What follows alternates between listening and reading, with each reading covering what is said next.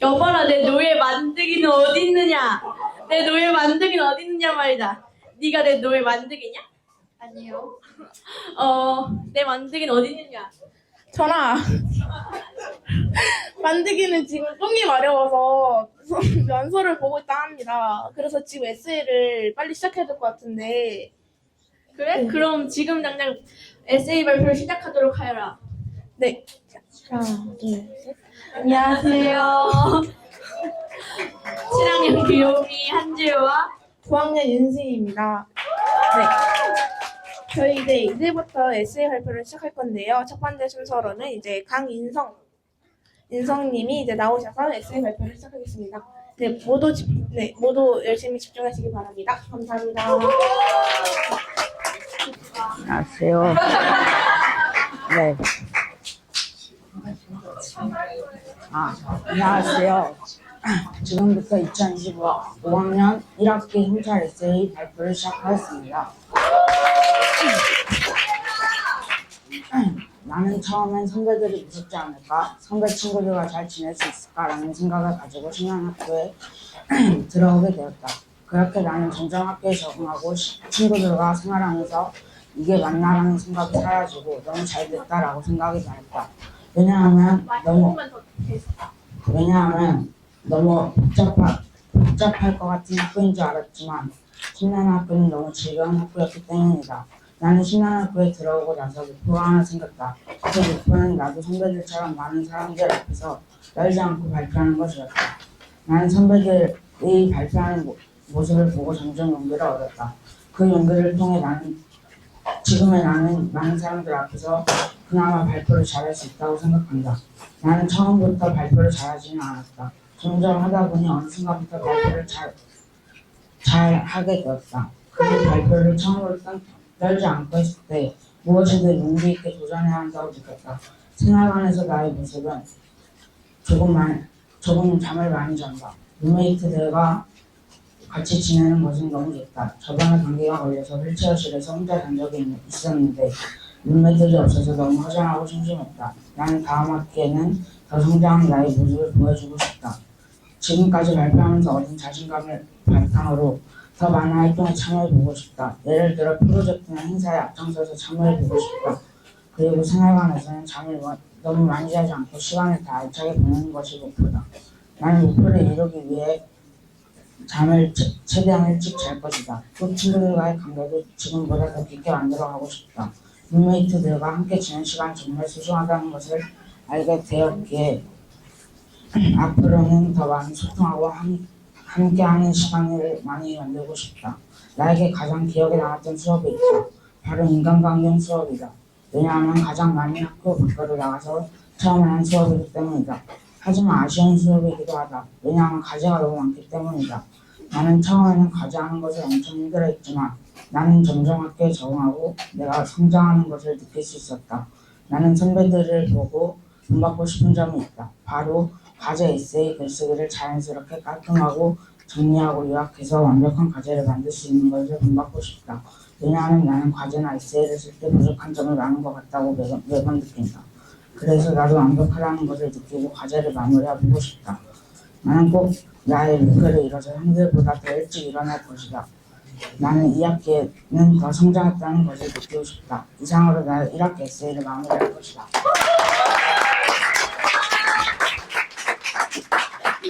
너무 알차고 좋은 에세이였습니다. 네.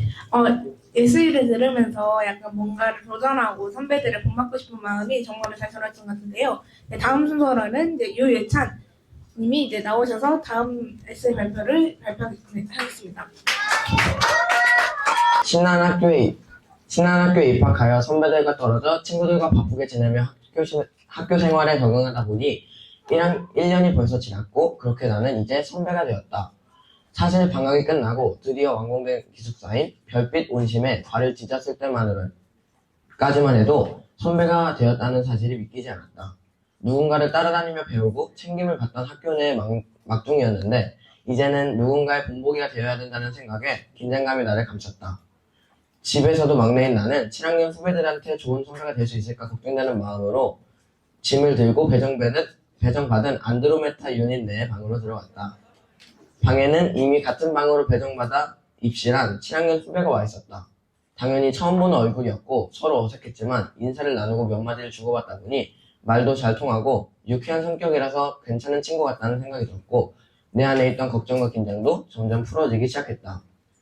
그렇게 방학 동안 느긋해진 마음에서 정신없는 학교 생활에 다시 적응을 시작하는 만남 주간이 지나고 나의 첫 번째 선배로서의 학교 생활이 시작되었다. 이번 연도 위원회는 도서위를 선택했는데 해보고 싶었던 위원회는 작년에 해본 후라 새로운 위원회이고 어릴 때에 비해 요즘 책을 많이 읽지 않아서 책도 많이 읽고 싶은 마음에 선택하게 된 것이다. 첫 회의 날 도서위 친구들과 인사를 나눴는데 모두 친절하고 분위기도 부드러워서 마음이 놓였다. 듣는 수업이 없어 잘 만날 일이 없던 도서관 선생님도 친절하고 따뜻하게 맞아주셔서 바로 편하게 적응할 수 있었다. 그런데 막상 도서위 활동을 시작해보니 생각보다 해야 할 일이 많아서 살짝 당황하기도 했다. 그래도 새로운 걸 배우고 경험한다는 생각에 즐거운 마음으로 참여하고 있다. 4월에는 기다리던 몰입학교가 시작되었다. 이번 몰입학교는 예술창작학교를 신청했다. 작년에 몰입학교에서 그림책 학교를 했었는데 평소에 채색에 자신 없던 나에게 선생님의 조언과 오랜 고민으로 책의 주인공만 채색해서 특별함을 더했던 작품이 완성되었고 예상 외에 칭찬을 많이 받아 자신감이 생기던 참이어서 그림이나 미술 관련 수업을 듣고 싶었고 마침 친한 친구들도 같이 하자고 해서 들어가게 된 것이다. 몰입학교에서 나는 찬이와 함께 진행하고 있는 활동 내용과 관련 사진들을 밴드에 올리는 밴드 리포터였다. 첫 번째 주에는 나를 배려하여 찬이가 먼저 밴드에 글을 올려주어서 고마웠다. 몰입학교 시작 첫날엔 아침부터 비가 많이 왔지만 덕분에 더 이색적이고 즐거웠다. 모두 함께 수목원에 가서 여러 꽃들과 자연 풍경을 보았는데 비 속에서 더욱 선명하게 보이는 쭉쭉 뻗은 소나무 숲이 인상적이었다. 오후에 방문한 숙소는 생각보다 크고 다양한 놀거리도 많아서 마음에 들었다. 짐을 풀자마자 마침 비가 딱 그쳐서 밖에서 맛있는 고기를 구워 먹고 놀다가 1층 거실에서 포켓볼, 오락기 게임 등을 했는데 태어나서 처음으로 한 포켓볼이 생각보다 너무 재밌어서 시간 가는지 모르고 빠져했다. 밤에는 여자는 2층, 남자는 1층에서 자기로 해서 따뜻한 이불과 푹신한 침대는 2층에 있어서 가지 못했지만 포켓볼이 즐거운 나는 자기 전까지 포켓볼을 더 할 수 있어서 좋았다. 이후로 여러 전시를 보며 돌아다니다 보니 벌써 첫 주가 끝이 났다. 둘째 주에는 서울의 숙소에서 만나 일정을 시작하는 거였는데 순간 잊어버리고 학교로 가는 버스에 타서야 생각이 나가지고 안성을 향하던 중에 다시 서울로 가야 됐다. 1시간 정도 늦은 탓에 숙소를 들리지 못하고 점심 식사를 하기로 한 식당에서 바로 만나서 일정 내내 짐을 들고 다녀야 했는데 범준이가 중간중간 짐을 들어줘서 너무 고마웠다. 점심 식사 후 론 뮤익 전시를 보았는데 그동안 보았던 식상한 미술관일 거란 예상과는 다르게 작품마다 감탄을 자아내는 생동감 넘치는 미술관이라서 흥미로웠다. 특히 스튜디오 사진 영작이라는 작품 중에 야외 정원에 해골이 놓여있는 사진이 제일 마음에 들었다. 전시가 끝나고 테스에서 편의점에서 사주신 시원한 음료수를 마시고 잔을 본 후 차승 작가님의 작업실에 방문했다. 작업실도 둘러보고 작가님 작품도 감상하고 이런저런 이야기를 들으며 저녁으로 함께 고기도 구워 먹었다. 최선 작가님께서 하신 여러 말씀 중에 다른 사람 작품을 따라하면 그 작품의 특별함이 없어진다라고 하셨던 말씀이 오래도록 기억에 남는다. 마지막에 산출물로 50호 대형 캔버스에 큰 나무를 그렸는데 생각보다 괜찮게 나온 것 같아서 뿌듯했다.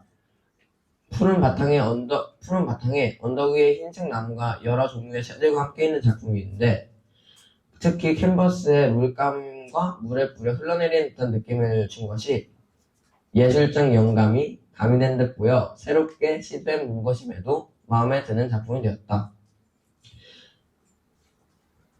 예술창작학교의 재미있는 산출물 중 하나라고 생각한다. 공식적으로 산출물은 아니지만 경기 창작센터에서 바다 쓰레기를 재활용해서 만든 신난이도 나에게는 예술창작학교의 재미있는 산출물 중 하나라고 생각한다. 몰입학교도 끝나고 봄방학을 지나 룸메도 새롭게 바뀌었다. 이번에 배정된 방에는 친학년 배정된 방에는 친한 후배가 없었지만 같은 유닛에 옆방에 후배가 있어서 그 후배랑도 친해지려고 노력하고 있다. 이번 학기에는 나에게 선배로서의 첫 시작이자 새로운 도전 시간이었다. 별빛운심 기숙사 생활, 도서회 활동, 그리고 몰입학교까지 다양한 경험을 하면서 나 자신이 조금 더 성장하고 있다는 것을 느꼈다. 때로는 실수도 있었고 걱정도 많았지만 그 모든 순간들이 모여 지금의 나를 만들고 있다고 생각한다. 앞으로 나는 더 책임감 있고 따뜻한 선배가 되기 위해 노력하고 싶다. 그리고 새로운 것들을 두려워하지 않고 도전하면서 더 넓은 세상을 향해 나아가고 싶다. 감사합니다. 네, 이제 예슬이를 들으면서 예찬이가 조금 더 성장하는 것을 좀 더 많이 감하는 것 같아서 들으면서 이만큼 성장했구나 라는 걸 알 수 있어서 너무 좋았습니다. 저도 너무 감명 깊게 봤던 것 같아요. 너무 재밌었고요. 다음으로 윤사님 나와주세요.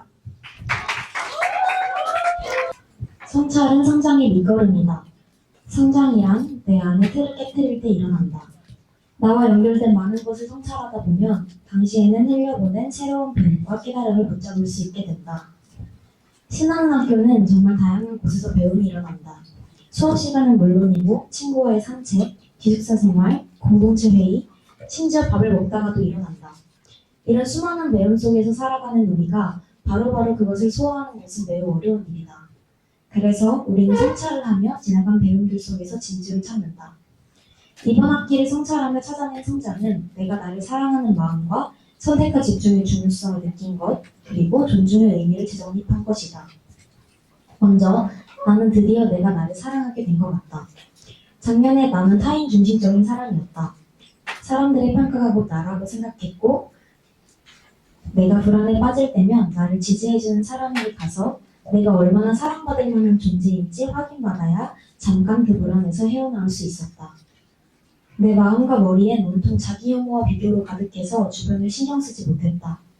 그런 마음은 쌓이고 쌓여 매일 내가 나를 불쌍히만 여겼다. 그러다 보니 타인에게 매달리지만 내 안은 온통 나로만 가득한 사람이었고 그게 나를 서서히 고립시켰다. 그런 마음이 쌓이자 점점 더 외롭고 불안해졌고 이제는 불쌍한 존재가 아니라 괜찮은 존재가 되고 싶었다. 그래서 이번 학기에 서툰 철학과 공감교실 수업을 들었다. 서툰 철학 수업에서 자존감에 대한 책을 읽고 친구들과 이야기를 나누며 내가 나를 사랑하는 것이 얼마나 중요한지 깨닫게 되었다. 지식화라고 지식을 얻음으로써 감정만으로 느끼던 것을 이성적으로 이해하고 해석하고 이를 통해 감정에 늪에 빠지는 게 아니라 뜻밖의 시선으로 나를 바라본 것이 큰 영향을 주었다. 특히 나는 나의 열등감을 깨달음으로써 나를 사랑하는 내게 좀 더 가까워졌다. 분명 자랑스러운 일을 했음에도 나는 부끄러웠고 자주 도망치고 싶었다. 그럼에도 나는 그 순간 나에게 드는 감정이 열등감임을 알지 못하고 자꾸만 자책했다. 왜 남을 신경 쓰냐고, 너 스스로를 자랑스럽게 여기라고, 왜 그걸 못하냐고 나에게 온갖 꾸중을 늘어놓았다. 그런데 나는 이것이 열등감 때문인지 알지 못하고 저런 생각이 들 때면 질투난다고 열등감이 들었다고 말하지 못했다. 대신 자꾸 남을 신경 쓰는 제가 싫어요. 친구에게 좋은 결과가 나온 건 정말 축하해야 하는 일인데 나는 진심 어린 축하가 안 나와. 나는 정말 한심하고 나쁜 친구야. 제대로 된 축하도 못해. 라는 말로 나와 주변 사람들의 속을 벅벅 긁어놓았다. 나는 나대로 내가 미웠고 주변 사람들은 그들대로 스스로를 아프게 하는 나를 보며 안타깝고 속상한 마음이 들었을 것 같다. 서툰 철학 수업에서 열등감에 대한 책을 읽고 친구들의 열등감에 대한 이야기를 들으며 나는 부끄러움을 비롯한 나의 감정이 열등감에서 비롯된 것을 차츰 알게 되었다. 가장 크게 깨달은 것은 나의 자기 혐오는 대부분 열등감에서 비롯되었다는 것, 그리고 그 열등감이 바로 나를 고립시킨 주범이라는 것. 그걸 깨닫고 나는 내게 있는 그대로 인정하는 마음이 필요하다고 생각했다. 위에서 말했던 축하하고 싶은데 축하하지 못하는 상황에서는 나는 참 한심해. 어떻게 친구한테 제대로 된 축하도 못해줘?가 아니라 나는 지금 저 친구를 축하해주고 싶지만 열등감이 들어서 진심 어린 축하의 마음이 안 나오는구나. 그래서 내가 정말 속상하고 아쉬웠나 보다 하고 안정하고 받아들였다. 어쩌면 그 친구도 거짓된 축하보다 나의 진심을 원하고 있을지도 모르니까. 공감교실에서는 너와 나를 분리하는 연습을 했다. 너는 그렇구나, 나는 이래. 라고 의식해서 말하며 너의 말이 곧 내가 되지 않도록 했다. 이제는 네가 나보고 불편하다고 말한다고 내가 불편한 사람이 되는 게 아닌 걸 알고 네가 나에게 예쁘다고 해준다면 나는 예쁜 사람이 된다기보단 감사하게 그 마음을 온전하게 받을 수 있었다. 두 번째로 선택과 집중의 중요성에 대해 깨달았다. 나는 원래 기분 내키는 대로 유동적으로 사는데 그러다 보니 일의 우선순위를 정하지 못해 일을 마감 기한 내에 끝내는 것이 어려웠다. 어떤 과제를 해야 하는지 머리로만 알고 있어서 까먹을 때도 많았고 일의 심각성을 느끼지 못하고 미룰 수 있을 때까지 미뤘다. 그 결과 나는 작년 말에 벼락치기로 논문을 완성하다가 논문도 멈췄고 그때 태쌤께서 모든 일에는 우선순위가 있고 너의 시간은 한정되어 있기 때문에 선택과 집중을 잘 해야 한다는 일침을 날리셨다. 마감 기한을 지키는 것은 나와 선생님 사이의 신뢰를 지키기 위한 아주 중요한 것이라는 생각이 들었고 그래서 그 이후로 플래너를 꾸준히 적기 시작했다. 그리고 이번 학기를 지내며 알게 된 건데 나는 장기적으로 무언가를 진행하는 것을 정말 어려워하고 특히 꾸준히 해나가는 것을 잘 못한다. 그 깨달음이 있던 날 바로 논문 완성까지의 달별, 일별 계획을 세웠다. 이렇게 세세하게 계획을 세워놓으니 계획에 맞춰 꾸준히 논문을 쓰고 있다. 그래서 이번 연도 목표는 논문을 다 쓰는 것이다. 벼락치기가 아니라 꾸준히 계획대로 진행해서 하나를 끝마치는 경험은 내게 정말 큰 성장의 거름이 될 것이라고 생각한다. 나는 말이 좋아 유동적인 거지 사실은 그냥 삘에 재배당한 거나 다름없었다. 에세이로 삘 받을 때 삘 받은 내용으로만 썼고 그러다 보니까 에세이 내용도 자꾸 산으로만 갔다. 이번 학기에 자소서를 써야 하는데 도저히 갈피를 못 잡겠어서 막막할 때 별마리 쌤이 내게 모든 글에는 개요가 필요해. 네가 전하고 싶은 바와 글의 흐름을 먼저 적고 시작해볼래? 라고 하셨다. 그래서 서툴지만 천천히 글의 개요와 흐름을 계획했는데 그 흐름에 살만 붙이니 글을 쓰기 더 쉽고 이야기가 산으로 가지 않았다. 내가 전하고 싶은 말을 명확하게 논리적으로 글에 적으니 삘 받아서 쓴 글보다 훨씬 내 뜻을 잘 전할 수 있었다. 그걸 마지막 우주론 에세이와 서툰 철학 에세이에도 적용했는데 별마리 쌤이 드디어 천마에게 부피를 채우고 간다며 뿌듯해하셔서 나도 뿌듯하고 정말 감사했다. 마지막으로 나는 존중의 의미를 재정립했다. 생각해보면 나에게 있어서 존중이란 상대를 내 언어로 끝내 이해하게 되었을 때 할 수 있는 것이었다. 그렇게 생각하니 내가 이해할 수 있을 때까지 나를 이해시킬 것을 강요하며 이해 아니면 죽음뿐이라는 극단적인 마인드가 있었다. 이번 학기에도 그런 마인드는 여전했는데 작년부터 도저히 내가 받아들일 수 없었던 11학년 친구들과의 관계가 나를 툭 건드렸다. 나는 대화를 풀고 싶은데 우리는 아직 안 풀린 마음이 너무 많은데 이대로 지내겠다고? 하는 마음으로 애들한테 솔직한 대화를 반강요했다. 그런데 그때 송쌤께서 네가 대화하고 싶다고 다 하고 싶은 게 아니야. 누군가는 지금 이대로가 더 편할 수도 있어 라고 말씀하셨다. 그때 당시에는 억울하고 분한 마음에 그런 건 그냥 회피 아니야? 라고 생각했는데 계속 곱씹다 보니 내 안에 틀이 보였다. 내가 지금까지 존중이랍시고 해오던 건 쿠키틀 마냥 사람들을 내 틀에 맞게 찍어내려고 했던 것이다. 그래서 내 틀 안에 용납되지 않으면 받아들이려고 하지 않으며 나를 이해시킬 것을 강요했다. 그걸 깨닫고 나니 그동안 내 뜻만 강요하느라 보지 못한 주변이 보였다. 내 강요 때문에 상처받은 친구들, 나를 이해시키려다 지친 선생님. 처음엔 내가 무슨 짓을 한 건가 싶어 정말 버겁고 힘들었는데 차츰 시간이 지나니 미안하고 부끄러운 마음이 올라왔다. 그제서야 나는 내 안의 존중의 의미를 다시금 정립할 수 있었다. 내가 생각하는 존중은 있는 그대로 받아들이는 것, 그리고 그것이 귀하다고 여기며 예의를 갖추는 것이다. 누구나 나와 다를 수 있다는 걸 인정하고 받아들이니 이해가 안 되어도 존중할 수 있었다. 내가 진심 속에서 그럴 수 있지가 우러나오니 나에게도 그런 말을 할 수 있게 되었다. 이제 내가 이해하지 못하는 것에 대해 집착하지 않는다. 그냥 그런갑다 하면서 조금은 냉소적인 태도로 그대로 두려고 노력하고 있다. 그게 너와 내가 온전히 함께 사는 방법이라고 생각한다.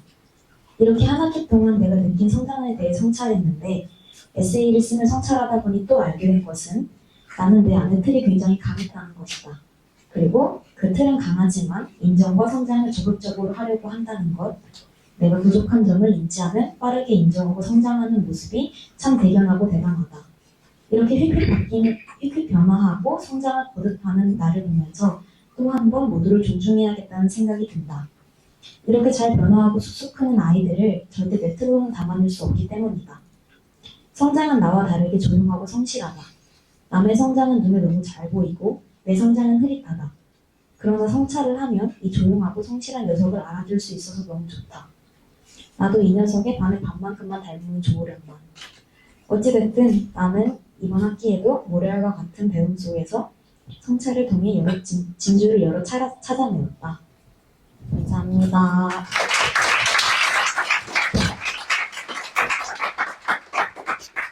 언니의 감정을 좀 더 잘 알게 된 것 같아서 너무 좋은 에세이 발표였습니다. 네, 윤서 언니의 약간 성장하는 것을 좀 더 자세하게 알게 되어서 좋았던 것 같고, 약간 어떤 식으로 또 약간 속마음도 되게 돼서 좋았던 것 같습니다. 네, 다음 수업은 김예원 님이 이제 나와서 에세이 발표를 하겠습니다.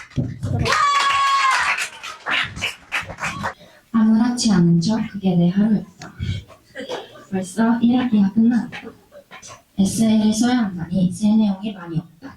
하지만 내가 신나는 학교를 다니면서 느낀 점들을 최대한 많이 써보겠다. 나는 1년 반 동안 신나는 학교를 다니면서 나 자신이 많이 나아졌다고 생각한다. 작년 7학년 때는 그야말로 흑역사 그 자체였다. 선배들한테 했던 모든 행동들이 다 너무 미안하고 무례했다고 생각한다. 아직까지 시도 때도 없이 7학년 때가 생각나서 소리를 지르고는 한다. 7학년 때는 신나는 학교에 대해 잘 몰라서 제멋대로 행동했던 것 같다. 하지만 지금은 8학년이 되고 나서 예의를 갖추려고 노력하고 있고 조용하게 지내려고 노력 중이다. 드디어 2025학년 1학기가 됐다. 나는 1학기가 되고 나서 4월 달에 서핑 몰입학교를 다녀왔다. 처음에는 서핑이 마냥 재밌을 줄 알았지만 나름의 코어력과 힘이 있어야 되고 서핑을 타는 기술이 필요했다. 그리고 서핑복을 입는 게 어찌나 힘든지 진짜 죽을 뻔했다. 하지만 서핑학교 숙소도 너무 편했고 이제 막 들으면 자기생들과도 친해져서 너무 좋았다. 그치만 서핑을 타는 건 진짜 무서웠다. 물을 코로 먹을까봐 겁이 나기도 하고 나는 감기에 걸려서 서핑을 거의 타지 못했다. 하지만 결국 마지막 날에 용기를 가지고 서핑을 탔다. 너무 무서웠지만 용기를 가진 내가 대단하다. 서핑 학교를 마치고 와서 바로 내가 수강 신청을 한 수업을 들었다. 그러고 보니 저번 연도의 1학기와 지금의 1학기는 사뭇 다른 느낌이다. 이번 2학기 때는 수강 신청을 해서 수업을 들어서 그런지 7학년 때랑은 1학기가 다른 느낌이다. 나는 특히 수강 신청을 한 수업들 중에서 고급 영어 수업이 가장 기억에 남는다. 생각해보니 내가 영어를 만만하게 본 것 같다. 너무 어려웠지만 고급 영어를 하면서 내 스피치 능력이 늘었다는 걸 느낄 수 있었다. 이런 수업들은 너무 좋았지만 한 해를 성찰해보니 내가 신나는 학교를 다니면서 성장한다고 느끼지 못했다. 왜일까? 물론 저번 연도보다는 성숙해진 것 빼고는 성장한 게 아무것도 없는 듯하다. 사실 난 잘하는 게 아무것도 없다. 특히 학습적으로는 잘하는 게 한 개도 없다. 다른 친구들과 선배들은 PPT를 발표할 때나 과제 제출을 할 때 미루지 않고 굉장한 퀄리티로 제출하는 모습을 보았다. 하지만 나는 예전과 똑같이 변함없는 과제와 PPT의 퀄리티로 제출하고 있었다. 그렇지만 난 아무 감정이 들지 않았다. 7학년 때였으면 자존감이 깎이고 속상했겠지만 지금의 난 모든 걸 포기했다. 어차피 열심히 안 하는데 과제, PPT 등의 퀄리티가 높아지는 건 너무 많은 걸 바라는 건 알기 때문이다. 나는 이번 연도에 들어서 많은 걸 포기했다. 사람들과의 관계, 마인드, 진로. 내가 포기한 이유는 너무 힘들었기 때문이다. 인간관계는 내 짝꿍처럼 줄줄 따라다녔다. 인간관계가 힘들어 눈물도 안 났다. 물론 인간의 관계 속에서는 모든 사람들과 잘 지낼 수는 없다. 나도 잘 알고 있다. 그래서 최대한 신경을 안 쓰려고 노력해봐도 자꾸만 관계에 신경이 쓰인다. 모든 게 불안하고 무서웠다.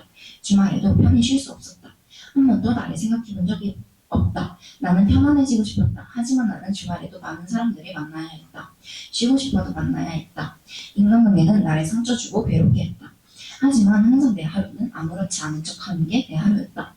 모든 게 다른 사람들한테 평범한 일들이 내게는 평범하지 못했다.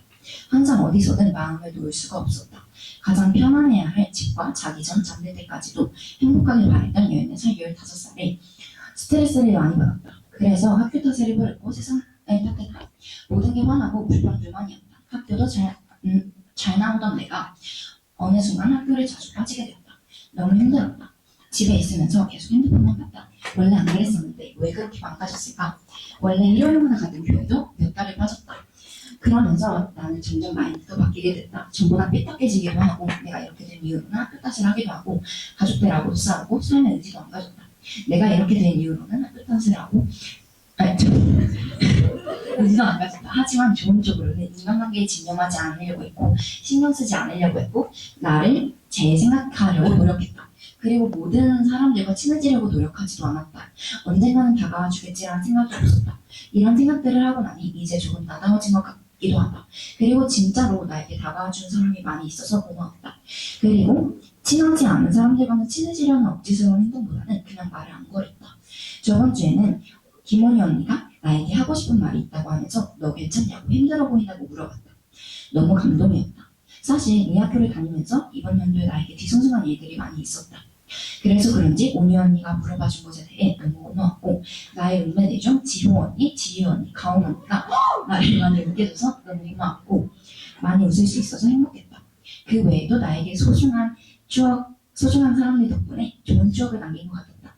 하지만 그럼에도 마음이 편해지지는 못했다. 계속 마음은 불편할 때가 많이 있었다. 진로적으로도 많이 걱정이 되었다. 왜냐하면 난 진로를 못 찾았기 때문이다. 정확히 말하면 포기한 거다. 일단 학교에서 하는 진로 프로젝트 시간에 난 기타를 꾸역꾸역 치겠다고 세화와 하윤이와 같이 진로 프로젝트를 하게 됐다. 하지만 결국 내가 이뤄낸 건 없다. 기타는 코드조차 치지 못했고 기타를 소리내어 치지도 못했다. 그래서 세화랑 하윤이에게 정말 미안했다. 같이 시작한 진로 프로젝트가 나 때문에 착오가 생겨서 미안했고 세화와 하윤이가 나한테 실망한 것도 미안했고 나 자신한테도 짜증이 났다. 그럼에도 연습을 안 하는 나한테도 짜증이 났고 연습을 해도 안 헤어지는 게 짜증이 났다. 이 외에도 금요일은 학교를 마치고 집에 가면 항상 학원으로 향했고 나중에는 토요일, 일요일 둘 다 학원에 갔다. 그만큼 나에게는 춤추는 게 간절했었다. 하지만 해도 잘 안 되는 춤 기본기 또 너무 부족했다. 그럼 내가 입시반을 하겠다던 이 노력은커녕 연습조차 하지 않았다. 거의 3시간을 춤을 췄더니 식은땀이 흐르고 눈앞이 까매졌다. 그럼에도 학원 선생님께서는 나에게 시간이 아깝지 않냐고 질타를 하시며 말해줬다. 그날 학원생과 엘리베이터를 타고 집으로 오는 길에 쓰러질 뻔했다. 이런 일이 있고 나니까 내가 춤을 못 출 때 질타를 받는 게 무서워 학원을 다 끊었다. 잠시 쉰다고 했지만 아직까지도 학원에 나가지 않고 있다. 나는 지금 춤을 추는 사람들을 보면 저들은 얼마나 힘들까 너무 공감이 된다. 나에게 제일 중요했던 춤을 포기하니까 나중에 커서 내가 뭐가 될까? 하루하루가 불안했다. 그리고 앞서 말한 듯 난 잘하는 것도 없다. 공부도 잘하지도 않는다. 그래서 진짜 하루하루가 불안했다. 지금도 그렇다. 지금 내가 제일 원하는 건 내 마음과 몸이 편안해지고 싶는 거다. 그렇기 때문에 이번 2학기 때는 나에 대해 잘 알아보려고 노력하고 싶다. 그리고 내가 제일 편안해지는 게 내 바람과 목표이다. 이번 2학기도 나와 신나는 학교에 나를 맡겨본다. 2학기 때도 잘 부탁합니다.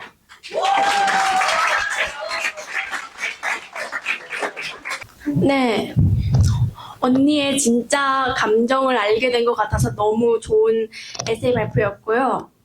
다음으로는 최시은님이 이제 성사 에세이 발표를 시작하도록 하겠습니다.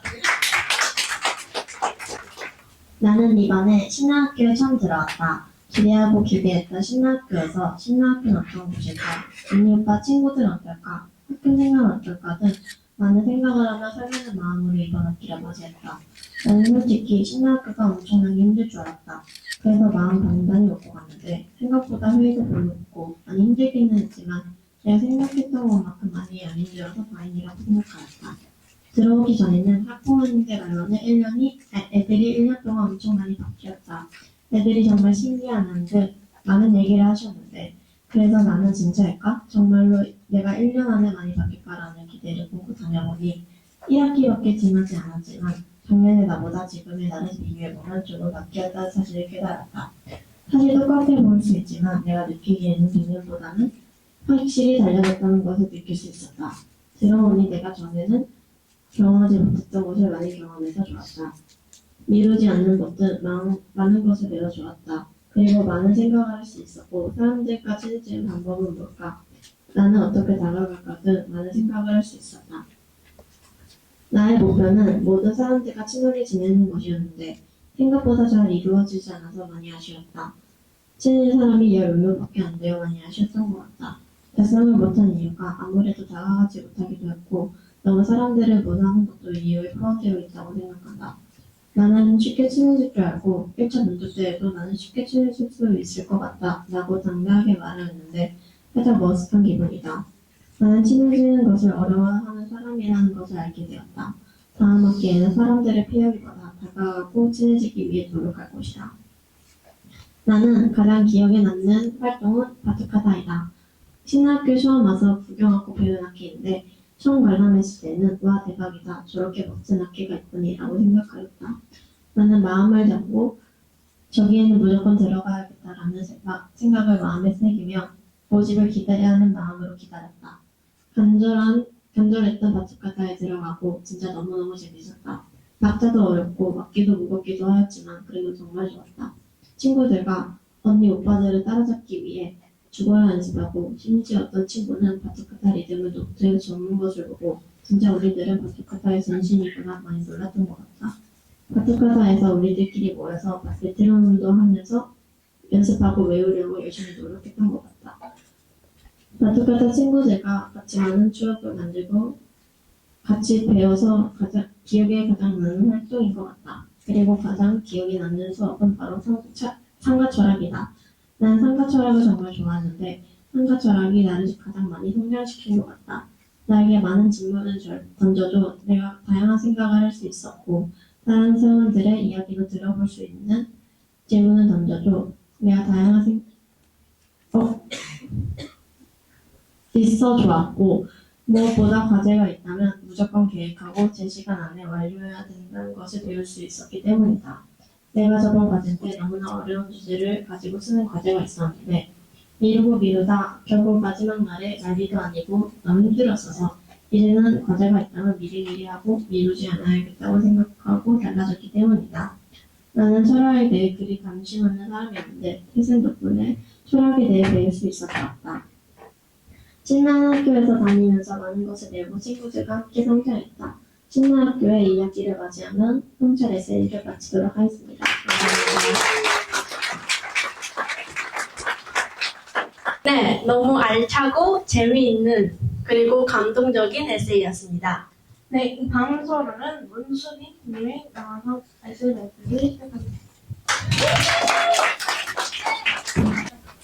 처음에 신나는 학교를 오고 싶었던 이유를 여기서 얘기하고 싶다. 사실 많이 놀고 체육 활동을 많이 한다고 해서 오는 학교이다. 처음 수업을 하고 나서 힘들고 지치기도 했지만 그만큼 즐겁고 갇힌 학교 생활이었다.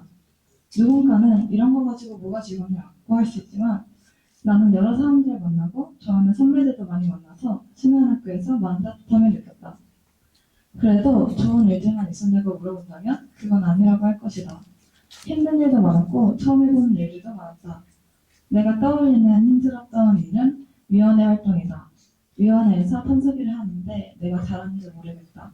모두가 보는 앞에서 나오는 의견들을 하나하나 정리해서 칠판에 쓰는 일인데 정리하는 것도 잘하지 못하고 글씨체도 예쁘지 않은 것 같아서 많이 걱정된다. 아무것도 안 하는 것보다는 뭔가라도 해야 직성이 풀리는 사람이라 판서기를 했던 건데 적은 일에도 부담을 크게 느끼는 성격인 것 같아서 이게 잘하는 일인지는 모르겠다. 한 학기가 지난 지금도 걱정이 적어지진 않았다. 정리나 필기를 사람들에게 잘 보이도록 하는 일이 아직 익숙하지도 않고 실수도 많이 한다. 그럴 때마다 죄책감이 들고 이것마저 못한다면 나는 그 안에서 제대로 하는 일이 생기지 않을 것 같아서 더 열심히 하고 있다. 이것만은 제대로 하고 싶다. 아직도 잘하지는 못하는 판서기 일이지만 앞으로는 더 열심히 해서 칭찬받는 일이 왔으면 좋겠다. 신나는 학교에 입학했다고 하면 다른 사람들에게 말하기가 처음에는 망설여졌다. 사람들은 내가 신나는 학교에 입학했다고 하면 그게 무슨 학교야? 라며 나를 이상하다는 눈으로 쳐다봤고 나는 그런 시선들이 불편했다. 차라리 일반 학교에 가는 게 나을 것 같다는 생각도 했었다. 그렇지만 신나는 학교 생활을 한 학기 동안 하면서 내 생각은 완전히 바뀌었다. 많은 비판도 많은 비교들도 이 학교에서는 없었다. 원래도 남들과 나를 많이 비교하는 성격이라서 그냥 시험이나 공부를 하기만 해도 나는 내 자신을 비교하기 마련이었다. 그런 나의 성격으로 줄 세우기를 계속 하다 보니 나의 자존감은 점점 바닥으로 떨어졌다. 하루하루 남들과 나를 비교하는 일이 많아졌고 난 나를 잃어가는 것 같았다. 남들을 따라하고 남들을 따라잡느라 내가 좋아하는 일을 하지 못했고 무언가 하나에 집중하지도 못했다. 잘하고 싶었던 공부도 친구에게 집중하느라 하지 못했다. 내가 나를 존중하지 못해서 내가 하고 싶은 것들을 하지 못하게 되었다. 그렇게 6학년을 보내고 곧 중학생이 된다는 생각에 불안감이 나를 감쌌다. 나는 공부를 잘하는 편도 아니었고 그렇다고 다른 것들을 특별하게 잘하지도 않았다. 무언가 열심히 노력해보았지만 그 도전은 어느 순간 끊겨 있었다. 무언가에만 집중해서 해보고 싶었다. 내가 하고 싶은 걸 열심히 해서 성과를 내고 싶었다.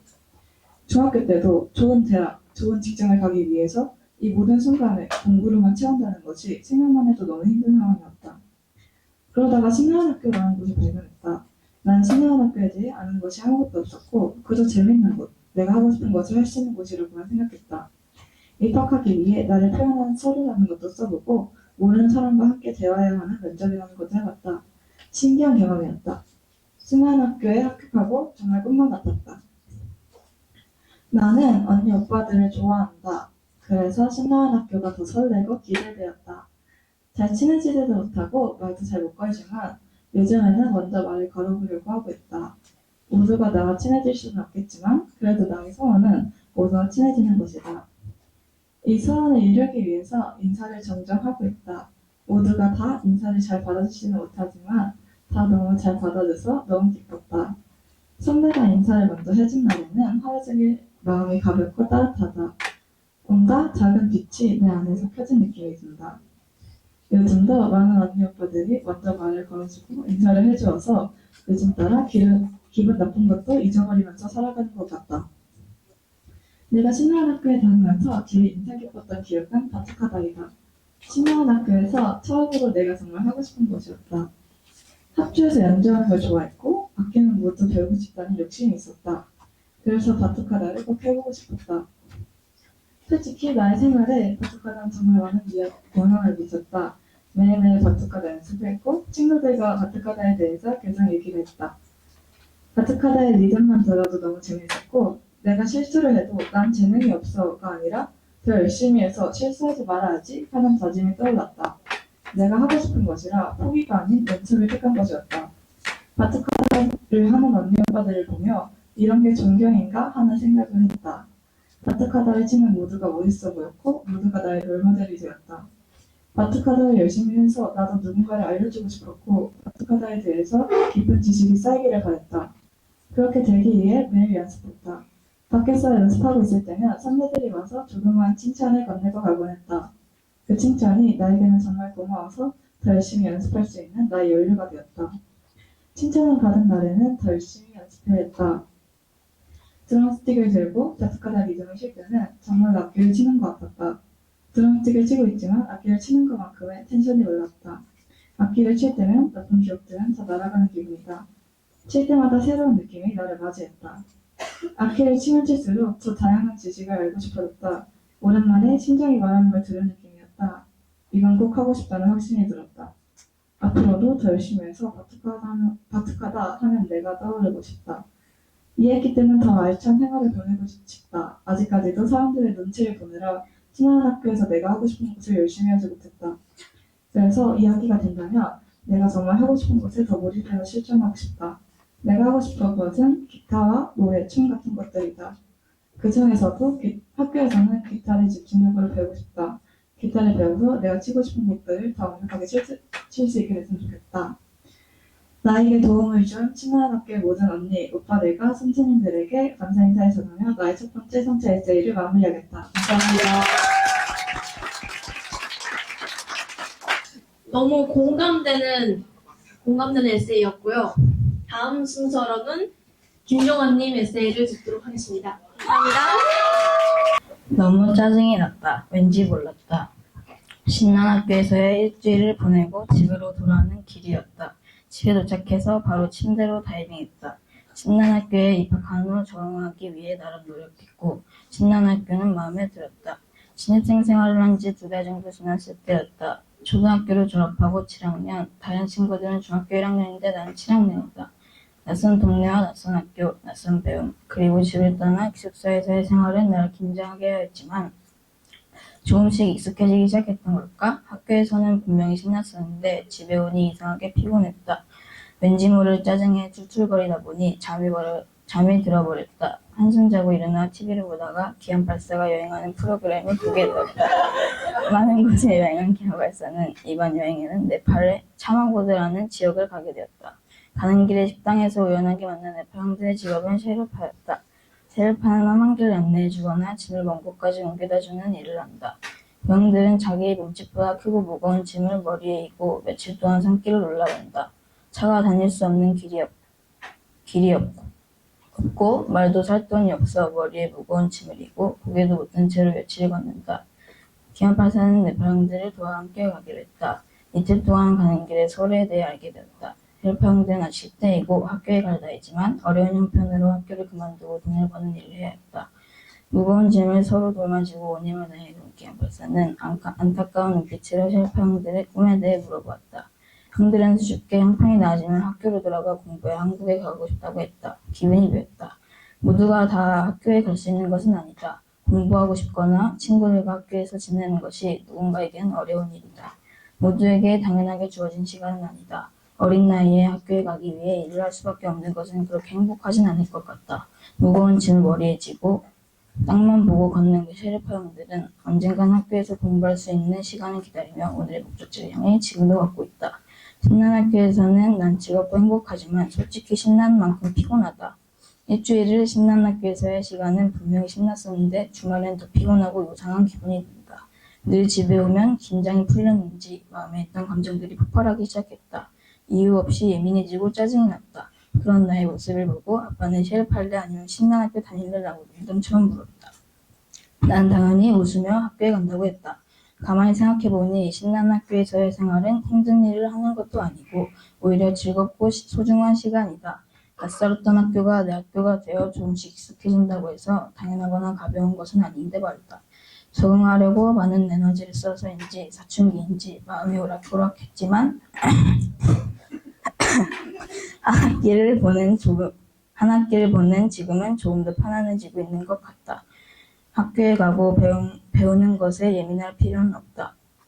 더더욱 힘들다고 짜증스러울 일도 아니다. 신난 학교에 첫 학기를 보낸 나는 어쩌면 조금 다른 사람이 되어 있다.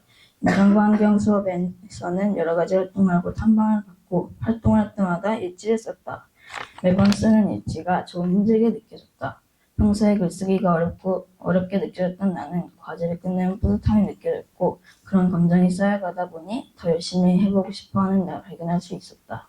그리고 상고처럼 수업 때는 빠르게 생각하는 것을 많이 했다. 족끼리 토의하는 시간들은 나와 속도가 맞지 않았다. 토의 내용을 생각하고 의견을 정리해서 이야기할 시간이 너무 촉박하게 느껴졌다.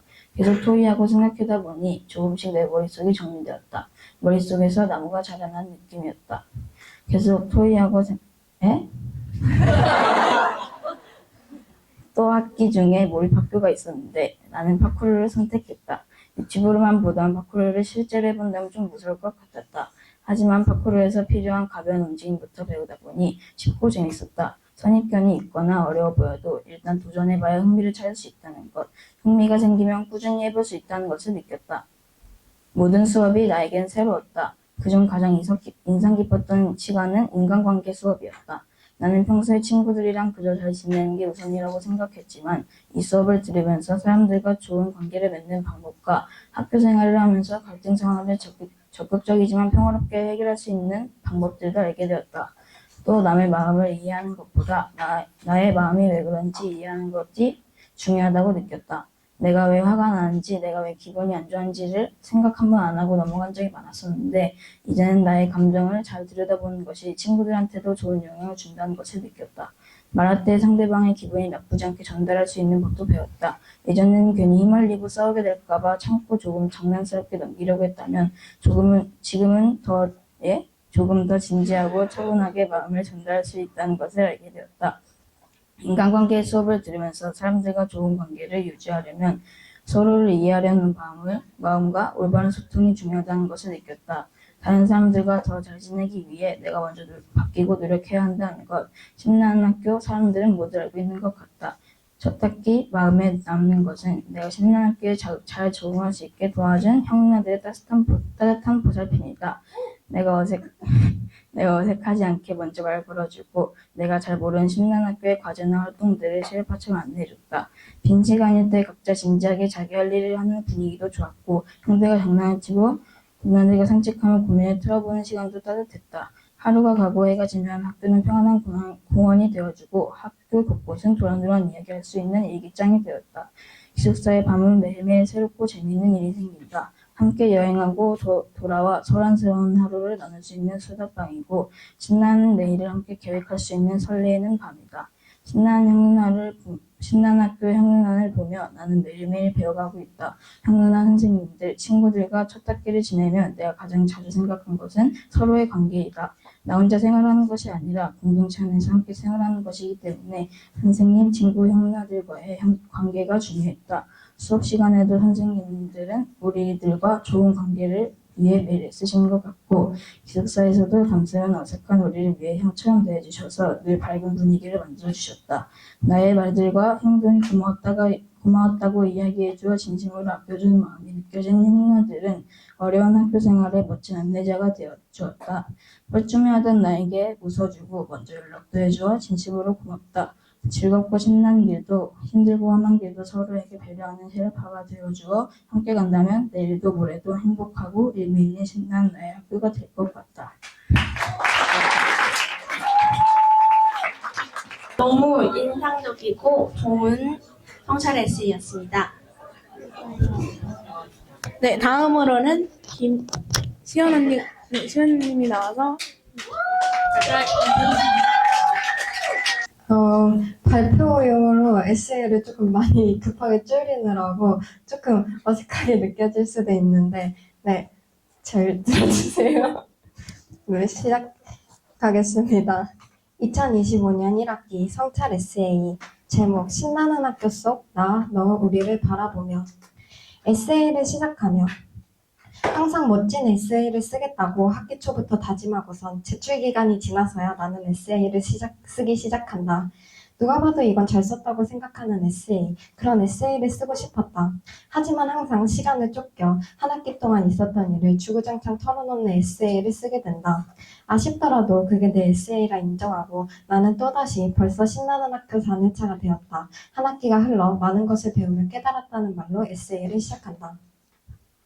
벌써 신난학교 4년차 10학년이 되었다. 나는 이번 한 학기를 통해 많은 것을 보고 느끼며 또 다른 배움과 시선의 확장을 얻었다. 이번 에세이는 나, 너, 우리를 주제를 잡고 쓰려고 한다. 성찰 에세이를 쓰기 위해 사진첩, 일기, 글 등을 뒤져보니 항상 나는, 너는, 우리, 이라는 말로 시작하는 글의 형태를 보았다. 또한 한 학기 동안 뭘 배웠나 돌아보니 내가 나를 바라보면서 나를 이해하고 알아가는 모습, 내가 너를 통해 새로운 것을 배워가는 모습, 우리가 함께하여 이뤄낸 모습들을 주로 볼 수 있었다. 그렇기에 나눠 우리로 인해 내가 느낀 배움들을 이 에세이에 담으려고 한다. 샵1. 나를 바라보며 작년 내 논문 주제는 나를 연구하는 것이었다. 나는 누구일까? 나는 어떤 것을 좋아하고 어떤 것을 싫어할까? 라는 질문을 던지며 논문을 쓰려고 했다. 논문뿐만이 아니라 이 질문은 내가 신난학교에 들어온 7학년부터 지금까지 매년 나에게 하는 질문이다. 나는 이번 학기를 보내면서 나를 바라봤다.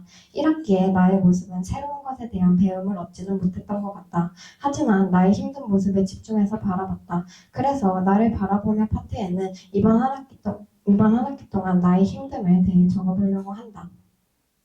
4월 3일 1교시부터 몸이 좋지 않고 불안이 밀려온다. 3교시부터 수업 중간에 눈물이 나고 5교시에는 결국 발제를 하다 눈물을 터뜨리고 순간 숨이 쉬어지지 않아 화장실 바닥에 주저앉아 숨을 다듬었다.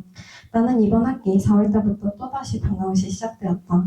이제는 조금 지긋지긋한 번아웃 2025년이라고 해서 예외 없이 또 나에게 찾아왔다. 학기 초 10학년이 되어 어쩔 수 없는 학년에 대한 스트레스와 함께 다른 요소들이 부딪혀 번아웃을 유발했다. 한창 번아웃이 시작되려고 할 때 몰입학교 시즌이 찾아왔다.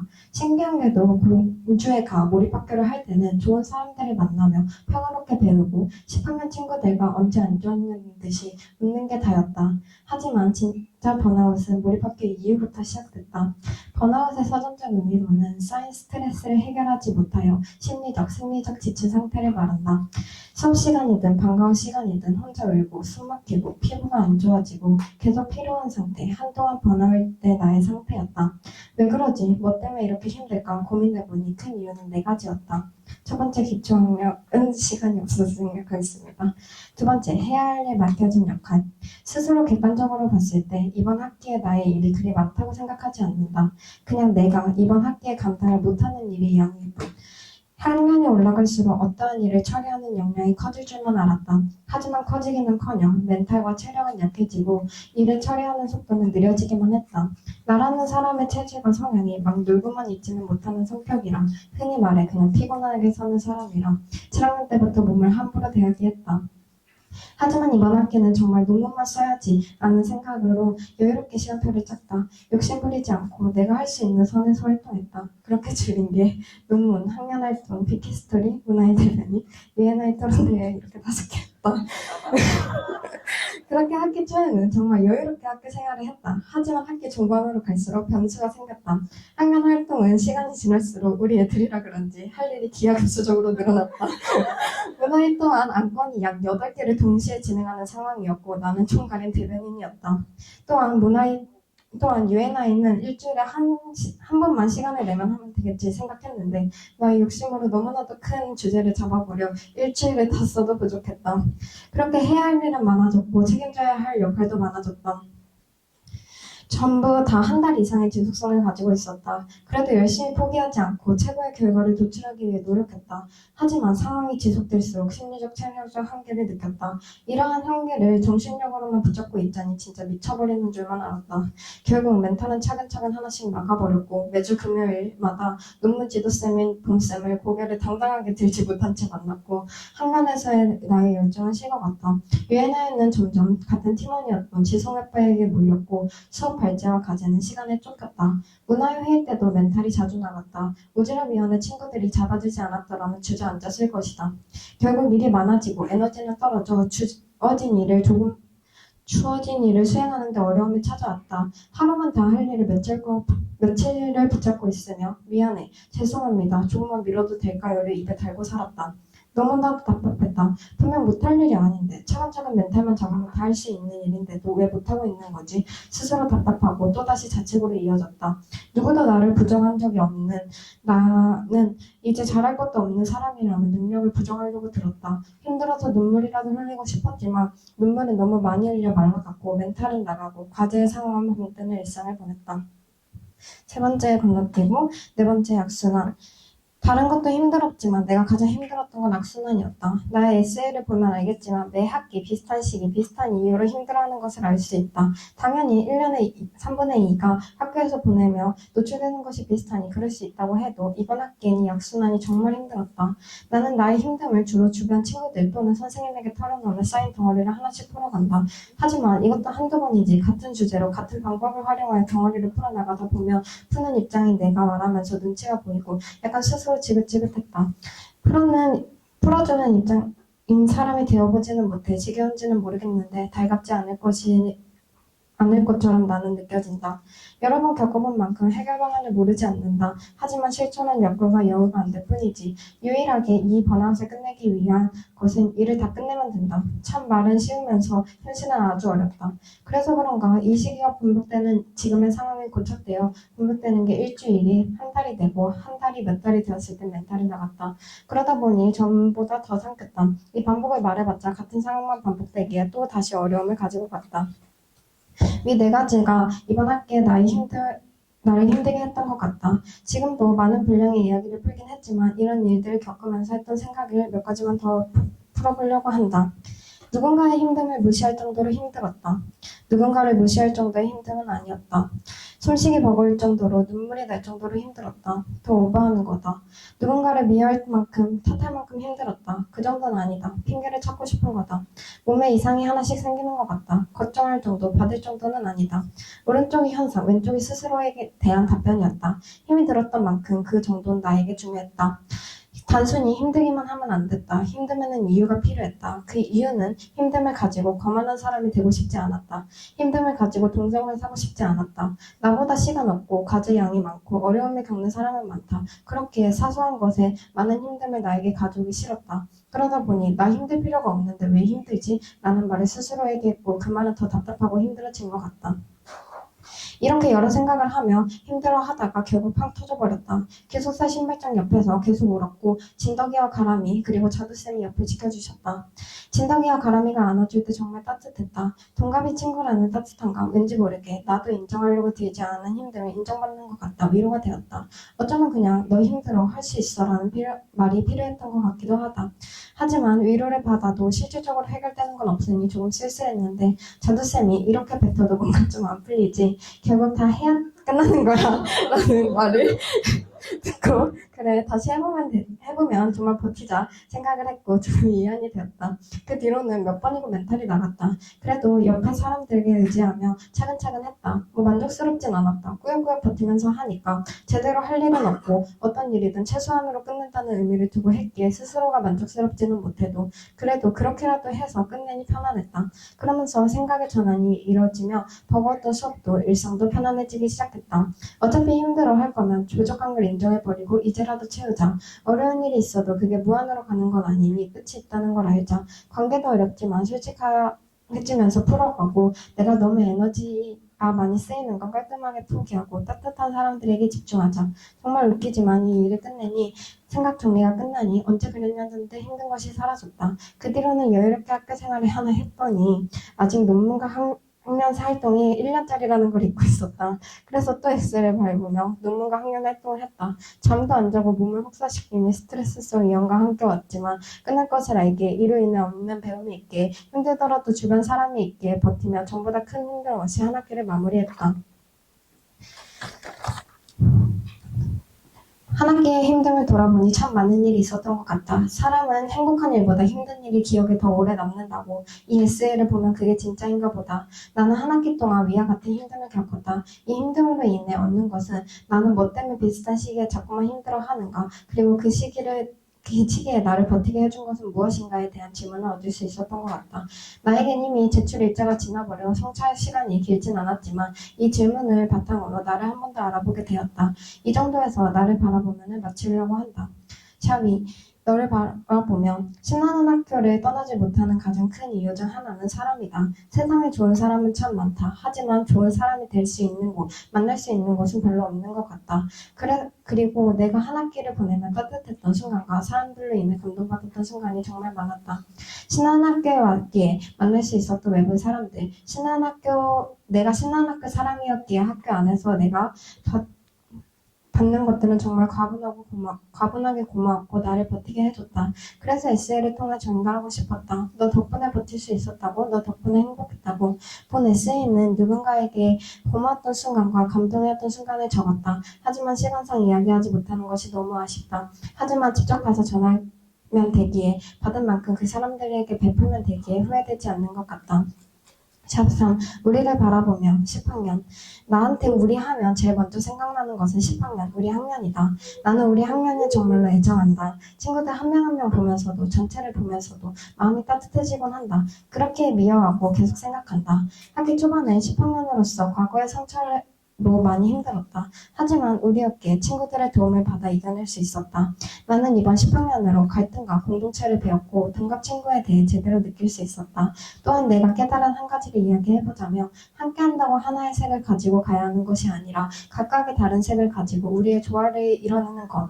이것이 학년에 있어 가장 중요하다는 걸 깨달았다. 또한 뭐든 뭉치면 다 할 수 있을 것만 같은 우리에게서 느껴지는 에너지가 나는 정말 좋다. 아직 10학년이 마무리되지 않아 할 일은 많을 것이다. 하지만 잘 이겨내며 이 또한 잘 지나갈 것이라고 나는 우리를 믿는다. 문화위. 우리라는 단어를 생각했을 때 학년 다음으로 생각하는 것은 문화위다. 모든 위원회가 열심히 하고 잘하는 것은 알지만 하나의 조직, 이 이상의 우리라는 단어를 쓰기엔 어려움이 있었던 것 같다. 4년째 위원회 활동을 하고 여러 TF, 특별일 등의 자치 활동을 했지만 항상 힘들고 결국 눈물로 마무리하는 위원회 생활이었다. 하지만 이번 오지랖 위원회를 하면서 전혀 힘들다, 그만하고 싶다는 생각이 들지 않았다. 오히려 감탄, 감동, 놀라움, 기쁨, 행복, 뿌듯 등 긍정적인 감정만 기억에 남곤 한다. 가장 좋았던 것은 혼자 하는 위원회가 아니라는 것이다. 모두가 참여해 하나의 프로젝트를 이루는 것, 그것이 문화이었기에 그 문화이 속 친구들이었기에 이뤄낼 수 있었던 것이다. 그래서 SL을 통해 기쁨의 감정, 어쩌면 약간의 자랑, 그리고 고마움을 전달하고 싶었다. 발표를 마무리하며 이상으로 한 학기의 에세이를 마무리하고자 한다. 한 학기 동안 힘든 일도 따뜻한 일도 고마운 일도 많았다. 그래서 그런가 한 번도 쓰지 못한 에세이 양과 솔직한 내용을 쓴 것 같다. 발표하지 못한 내용이 너무나도 많아. 그래서 고마웠던 사람, 내가 느끼고 경험했던 것을 표현하지 못해 너무 아쉬울 뿐이다.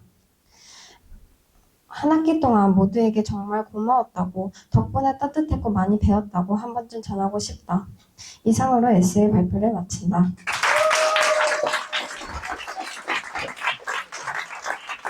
네, 언니의 너무 따뜻하고 또 언니의 감정이 너무 잘 담긴 에세이였습니다. 네, 다음 순서는 차미강님이 나오셔서 에세이 발표를 시작하겠습니다.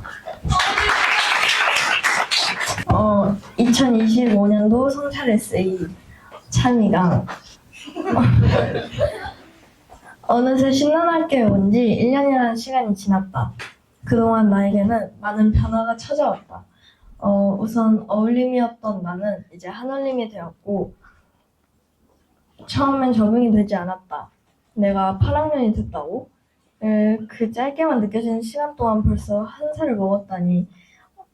그리고 새로운 어울림들도 들어왔다. 신기했다.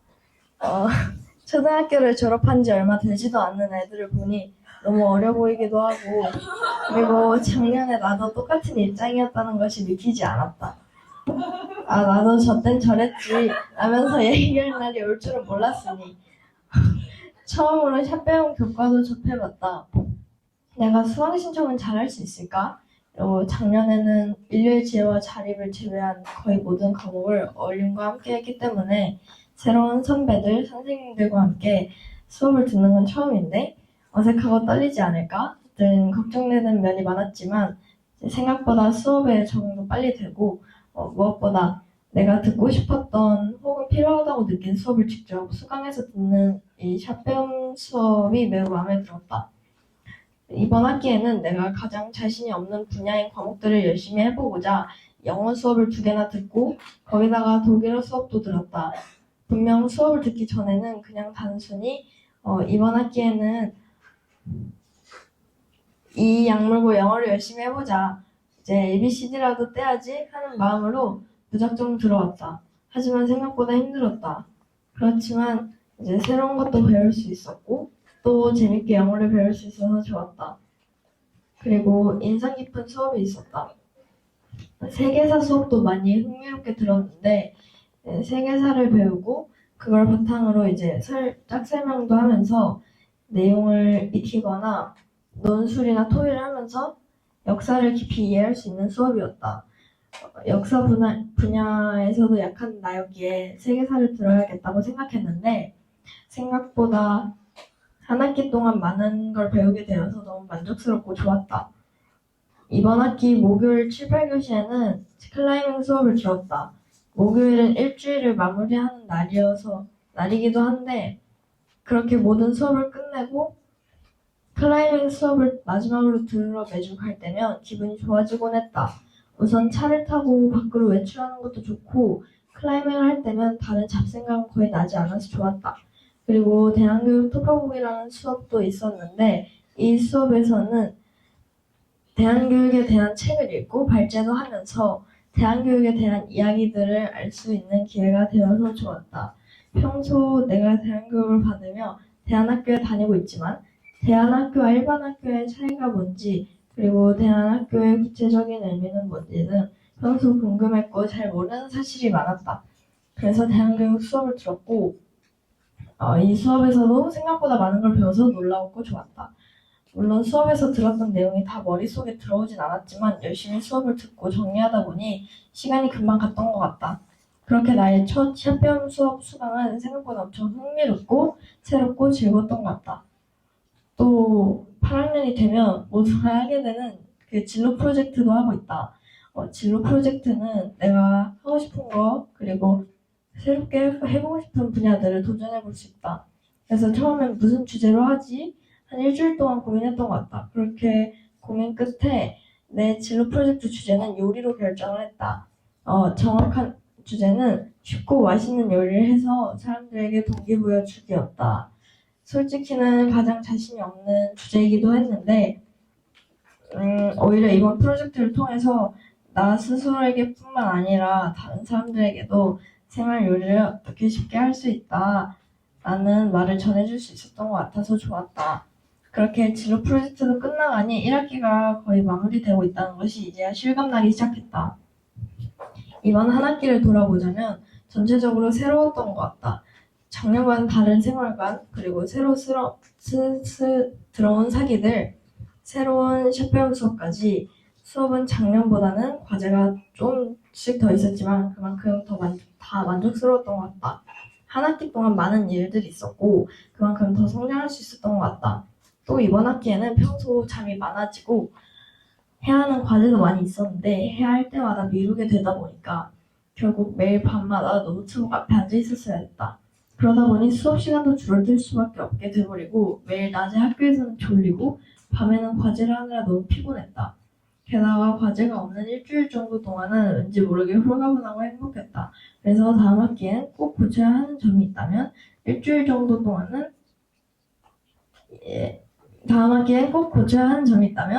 이제 뭐든지 미루는 이 습관을 좀 버리려고 노력해봐야 하지 않을까 싶다. 이번 학기는 좀 바쁘고도 여유롭게 잘 살았다 싶은 학기였다. 조금 아쉬운 점도 있었지만 늘 완벽할 수는 없는 법이니까 다음 학기도 기대되고 남은 신난학교 8학년도 잘 보낼 수 있길 바란다. 감사합니다. 네, 언니의 에세이를 들으며 공감 가는 부분이 많았던 것 같습니다. 네, 다음 순서로는 이제 조래원님이 나오셔서 발표를 시작하겠습니다. 신나는 학교에서 지낸 지 벌써 한 학기가 지나갔다. 한 학기는 꽤 긴 시간인데도 나에게는 눈 깜짝할 새 지나간 것 같다. 일단 신나는 학교라는 곳에서 적응하게 도와주신 많은 분들께 감사드린다. 한 학기 동안 부족한 점도 많았고 앞으로 개선해 나갈 것도 많지만 그래도 이 시간 동안 많은 걸 배웠고 또 많은 걸 깨달았던 것 같다. 이번 학기에서 가장 특별한 점은 처음으로 기숙사 생활을 했다는 것이었던 것 같다. 초등학교 때에는 등하교를 하며 평범한 학교 생활을 보냈다. 하지만 이 학교에서는 학교가 끝나면 바로 옆에 있는 기숙사에서 친구들과 생활하고 자고 하니까 많은 걸 배운 것 같다.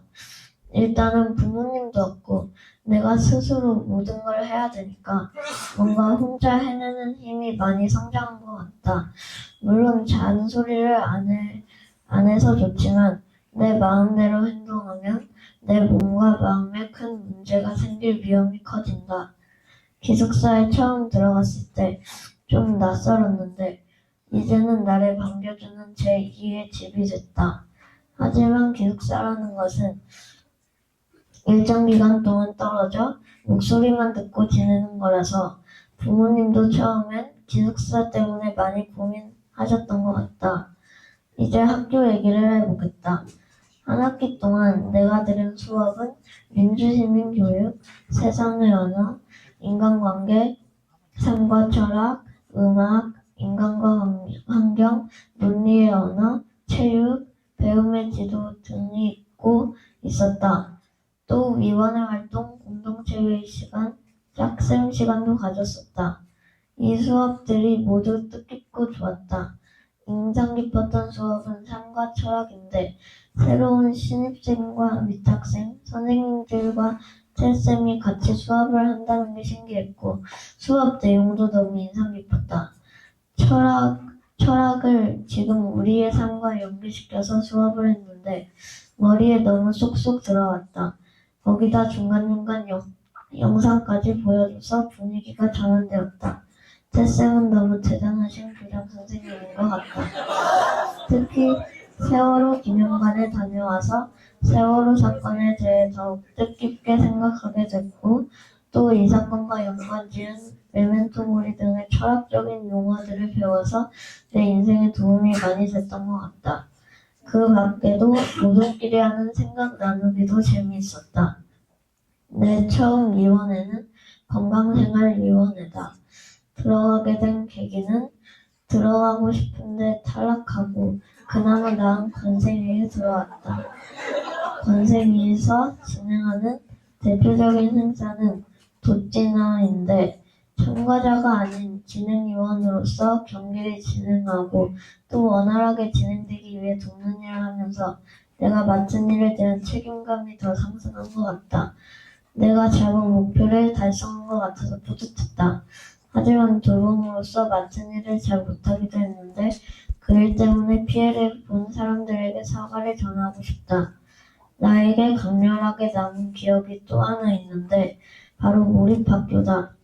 나는 답사학교였다. 2주 동안 강화도와 서울의 역사 유적지 등을 답사하면서 토론도 하고 대화도 하고 그런 뜻깊은 2주였다.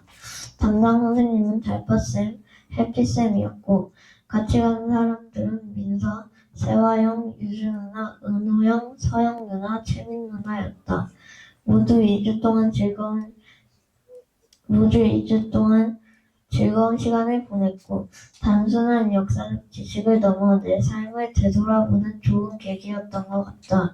이러한 모든 일들이 모두 모여 지금의 내가 여기 있는 것이고 앞으로의 다짐이 나를 또 바꿔놓을 것이다. 남은 5년 동안 신나는 학교에서 잘 지내야겠다. 너무 이해되고 귀에 쏙쏙 담기는 에세이였습니다. 켜져 있나? 네, 다음 순서는 김진홍님이 나오셔서 발표를 시작하겠습니다.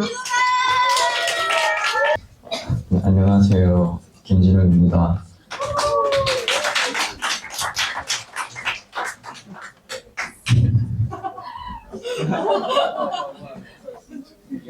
네, 발표 시작하도록 하겠습니다. 한 학기를 돌아보았을 때 가장 먼저 떠오르는 건 관계다. 나에게 이번 학기는 모든 것이 처음이었고 동시에 나 자신에 대해 깊이 고민하게 만든 시기였다. 신입생으로 처음 이 학교에 들어섰을 때 설렘보다는 낯섦이 훨씬 더 컸다. 이전까지는 익숙한 교실, 익숙한 사람들, 익숙한 방식 속에서 안정적으로 생활해왔다. 그런데 이곳은 모든 게 새로웠다. 교실의 분위기부터 수업의 방식, 친구들과의 관계까지 하나부터 열까지 새롭게 적응해야 했다. 처음에는 그 낯선 환경 속에서 내가 어색하게 느껴질까봐 걱정이 앞섰다. 그런데 그런 내게 가장 큰 위로가 되었던 건 누군가 먼저 다가와주는 따뜻한 손길이었다. 처음 보는 얼굴이 웃으며 인사를 건네고 내 이름을 기억해주고 함께 점심을 먹자고 말해주는 사람들. 그 작지만 진심 어린 행동 하나하나가 나에겐 큰 힘이 되었다. 그 순간 나는 느꼈다. 아, 나도 이 공동체의 일부가 될 수 있겠구나. 나를 알아봐주는 사람들이 있다는 사실, 나의 존재를 환영해주는 분위기에서 나는 안정감을 얻었다. 그러나 시간이 지나면서 관계는 단순한 시작보다 유지에 훨씬 많은 노력이 필요하다는 걸 알게 되었다. 나는 누구와도 잘 지내고 싶었고 어느 누구에게도 상처 주고 싶지 않았다. 하지만 그 마음이 오히려 나 자신을 지치게 만들었다. 다양한 사람들과 얽히다 보니 진심을 말하지 못하는 순간도 생겼고 내가 무심코 던진 말이나 행동이 누군가에게는 상처가 되었을지도 모른다는 생각에 마음이 무거웠다. 관계는 분명 아름답지만 동시에 매우 섬세한 것이다. 그런 과정을 겪으며 나는 중요한 걸 배웠다. 바로 기회가 왔을 때 망설이지 말고 잡는 것이다. 관계에서도 활동 속에서도 감정을 표현하는 순간에서도 이 문장은 계속 떠올랐다. 나는 너무 많은 순간들을 그냥 흘려보냈다. 지금은 아닐지도 몰라 라고 스스로를 설득하며 마음을 접었고 그 결과 놓친 기회도 적지 않았다. 누군가에게 한마디 더 따뜻한 말을 건넬 수 있었던 순간, 같이 걸어갈 수 있었던 타이밍, 더 깊은 대화를 나눌 수 있었던 기회들. 그때 내가 조금만 더 용기를 냈다면 지금은 또 다른 모습의 관계들이 되었을지도 모른다. 물론 내가 용기 내서 잡은 기회도 있었지만 그냥 지나친 순간들도 있었다. 그 아쉬움은 내게 후회로 남기도 했지만 동시에 다음에는 좀 더 용기를 내보자고 다짐하게 만드는 계기가 되었다. 그것만으로도 이 학기에서 내가 배운 건 작지 않다. 그리고 그런 변화는 인간관계에서뿐만 아니라 학업에서도 이어졌다. 무엇보다도 논문이라는 과제는 나에게 너무나도 큰 도전이었다. 처음 그 과제를 들었을 때는 막막함이 먼저 몰려왔다. 나는 과연 무엇에 대해 쓸 수 있을까? 나만의 시각이라는 것이 존재하긴 할까? 주제를 정하는 데에도 며칠이 걸렸고 자료를 찾고 구조를 잡는 일도 처음엔 낯설고 어렵게만 느껴졌다. 한 문장을 쓰는 데에도 오랜 시간이 걸렸다. 겨우 완성한 문장을 지우기를 반복했고 가끔은 내가 쓴 글이 너무 초라하게 느껴져 멈추고 싶기도 했다. 하지만 멈추지 않았다. 계속 써나갔다. 작은 주제를 붙잡고 자료를 읽고 그에 대한 나만의 생각을 정리하면서 나는 점점 글을 통해 나 자신을 이해해가기 시작했다.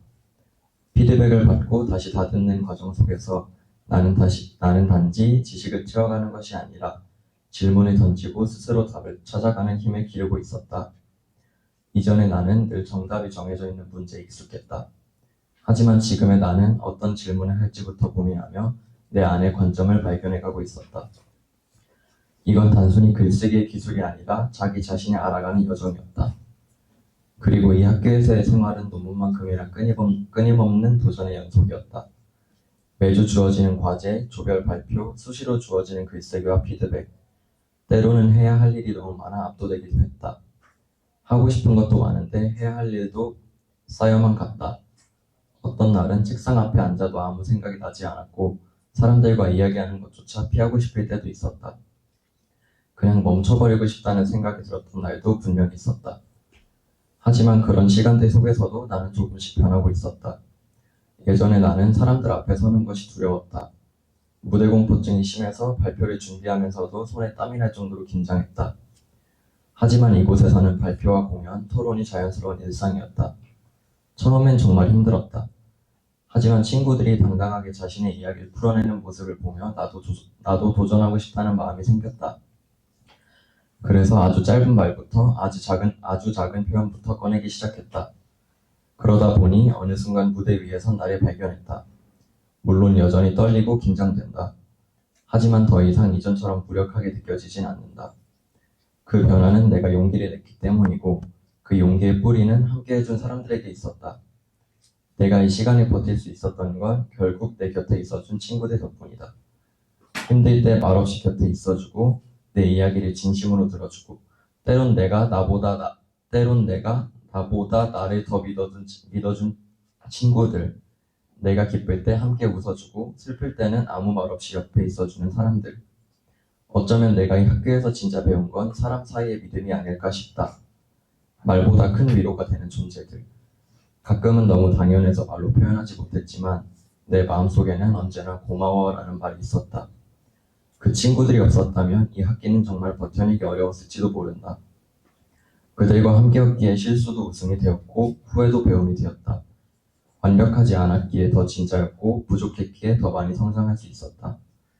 이번 학기를 통해 나는 내가 어떤 사람인지 조금 더 깊이 들여다볼 수 있었다. 나는 여전히 부족하고 흔들리지만 이전보다 더 성장했다고 느낀다. 앞으로 또 새로운 도전들이 기다리고 있을 것이다. 불안하고 걱정되는 부분도 있지만 나는 이번 학기에서 배운 것을 마음 깊이 새기며 살아가고 싶다. 때로는 놓쳤던 기회를 후회할 수도 있다. 때로는 또다시 망설일 수도 있다. 하지만 분명히 말할 수 있는 건 그때의 나보다는 지금의 내가 조금 더 용기 낼 준비가 되어 있다는 것이다. 그리고 그것이야말로 내가 이번 학기에서 얻은 가장 큰 배움이라고 생각한다. 감사합니다.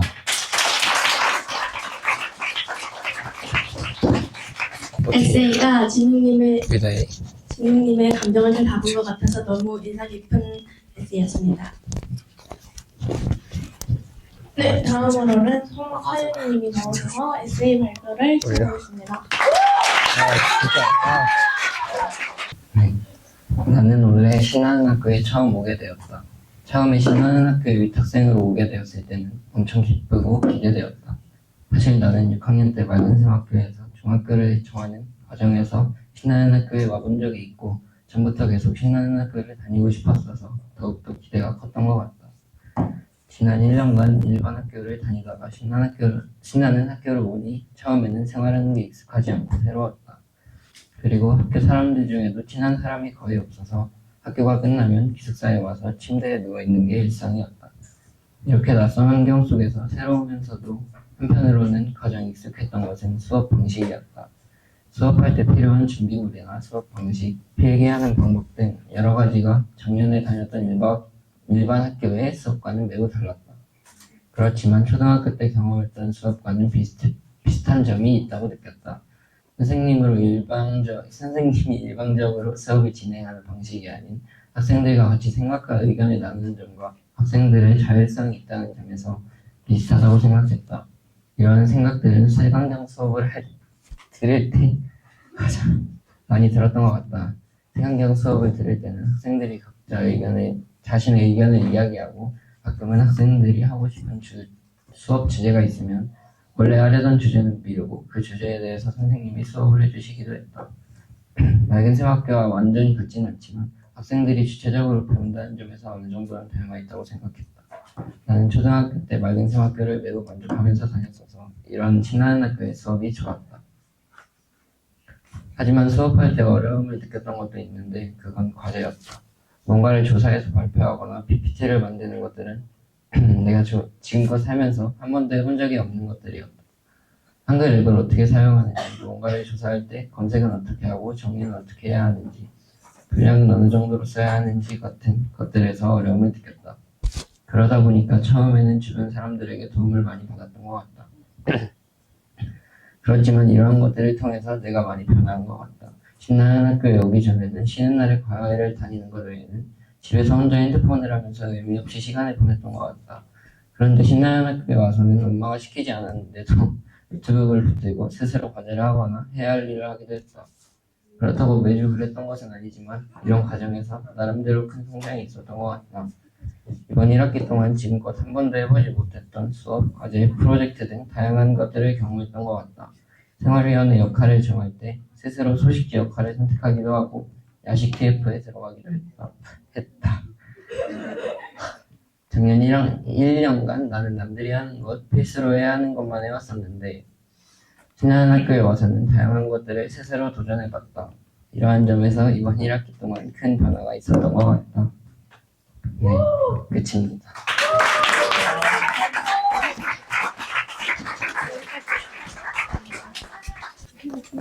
발표자님의 막 감정이 세세하게 들어가 있는 것 같아서 정말 감명 깊었던 에세이였습니다.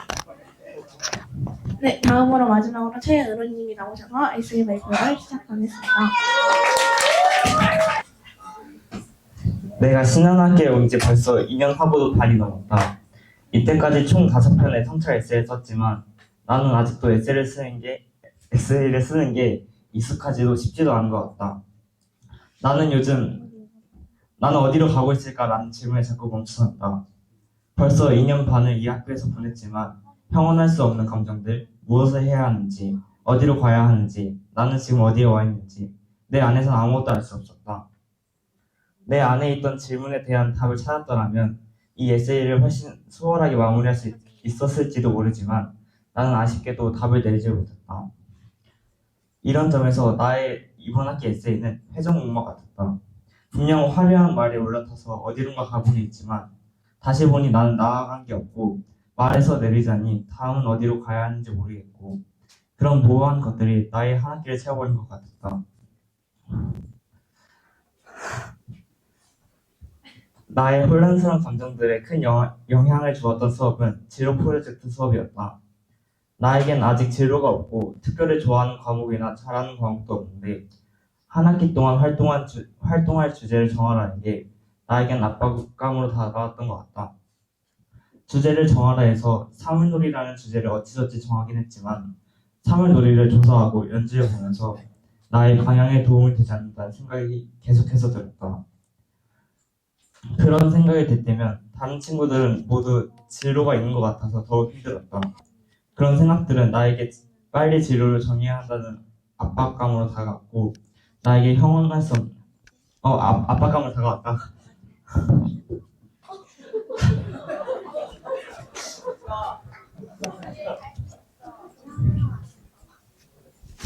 나에게 형언할 수 없는 감정을 심어준 것은 나의 인간관계였다.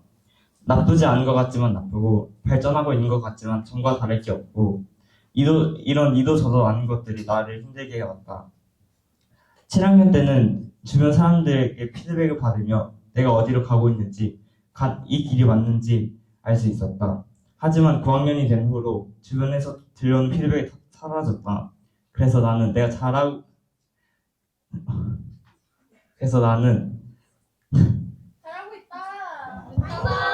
방향을 잊어버린 것 같았다. 그래서 내가 잘해야 한다는 강박이 생긴 것 같아. 나에 대한 확신이 떨어질수록 방향에 대한 고민은 거세졌고 나를 힘들게 해왔다. 그럴수록 나는 내가 뭘 하고 싶은지에 초점을 두기보다는 타인과 나를 비교하며 나를 혼란 속으로 밀어넣은 것 같다. 나는 이 에세이를 통해 내 한 학기를 잠식시켰던 고민에 대해 깊고 길게 생각해 볼 수 있었다. 잠시 회전목마에 내려 주위를 들어볼 수 있었다.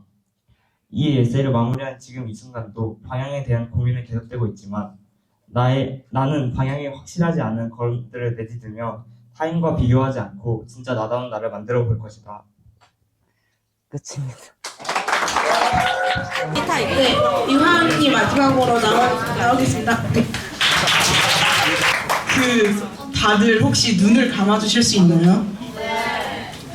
제가 조금 편안한 마음으로 발표를 하고 싶기도 하고 여러분도 편안하게 들어주셨으면 좋겠어서 이번 발표는 여러분이 눈을 감고 들어주시면 좋을 것 같습니다. 감사합니다. 시작하겠습니다. 관계 맺기 김유하. 자책하는 게 이상한 일은 아니다. 살면서 충분히 할 수 있는 일이다. 문제는 그게 습관성이라는 거겠지. 습관적으로 자책을 한다. 그게 문제라고 생각해 본 적은 없었다. 친구가 알려줬다. 그건 문제라고. 미안하면 너가 미안해하는 나를 챙겨달라고. 처음엔 그걸 이해하기 어려웠다. 일단 스스로를 단죄하는 것이 사과의 시작이고 그래야 일도 해결될 거라 생각했기 때문이다. 어렸을 적엔 일이 생기면 내 잘못이라고 자책해야 일이 마무리됐기 때문이다. 근데 이젠 나의 자책으로 내 잘못으로 돌리는 걸로 일이 해결되지 않는다. 나이를 먹어서인지 상황이 더 복잡해진 건지 주변 사람이 달라져서인지 아무튼 해결되지는 않는다.